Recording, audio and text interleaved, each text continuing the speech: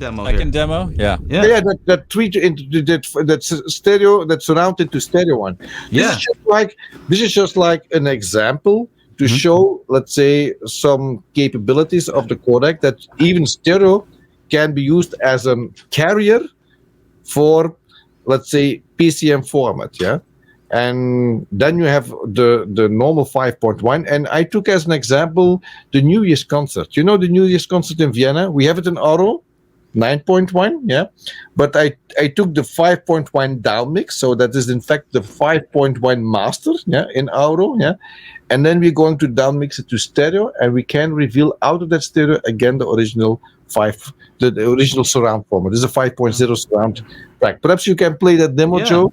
So one of these days, can you make it so that, you know, like if I'm watching broadcast TV right now, it says like, oh, this is in Dolby surround or something like that. Next time, can it say like Auro? Can you make that happen?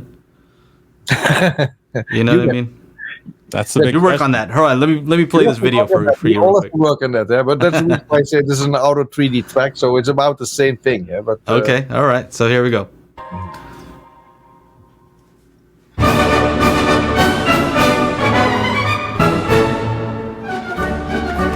So let's start with listening to a 5-channel surround mix, including hand claps, typically very challenging for audio codecs.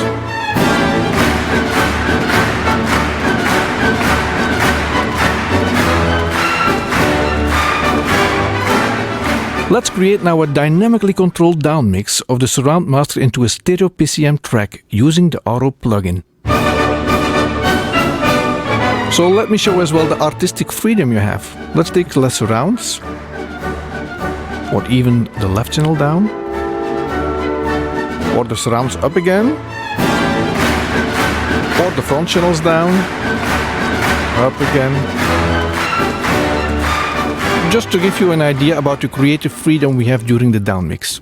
So you see now the 2-channel master created with the Auro plugin. This stereo track in PCM contains all info of the original surround master.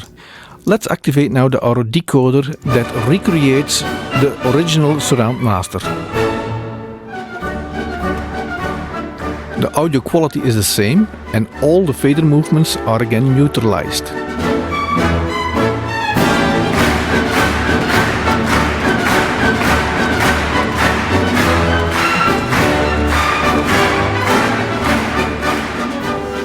So an easy way to test the quality, we take the original tracks and sum them with the decoded tracks phase inverted. As you can see, the result is a white noise which is so low that it never can be heard in the decoded tracks, which means there is no loss in the audio quality. The Auro codec does not use any psychoacoustic technology, but it is based on the same principles as lossless compressors. On top of the transparent audio quality, this approach has many advantages in the workflow. Even editing can be done in the encoded PCM tracks.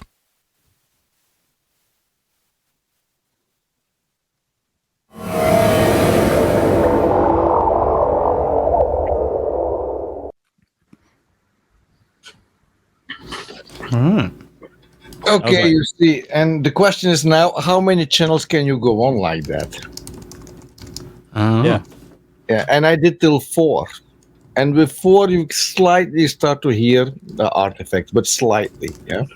In fact, you can go till 4, but that means you can go 4 to 8. That means you can go up till 32 channels on a Blu-ray disc. Wow.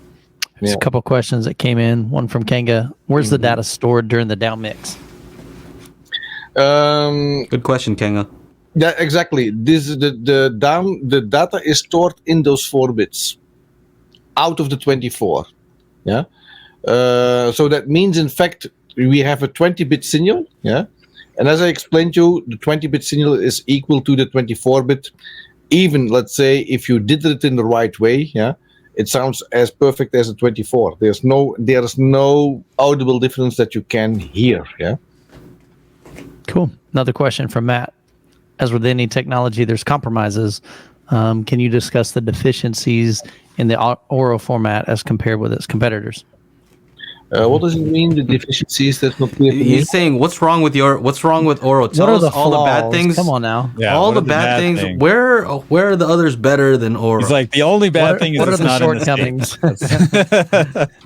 Yeah, hey. There's shortcomings. I think Now- if anybody would say, I think it'd be you. So, are there any? I'm just wondering what the disadvantage would be. I don't see it. Yeah, the point is we have a better audio quality. Yeah, we have an easier workflow. We have a more efficient workflow. Yeah, you don't need a decoder, let's say, to hear the encoded result. Yeah, it is compatible with all delivery of, let's say, all media formats which can contain PCM audio. Yeah.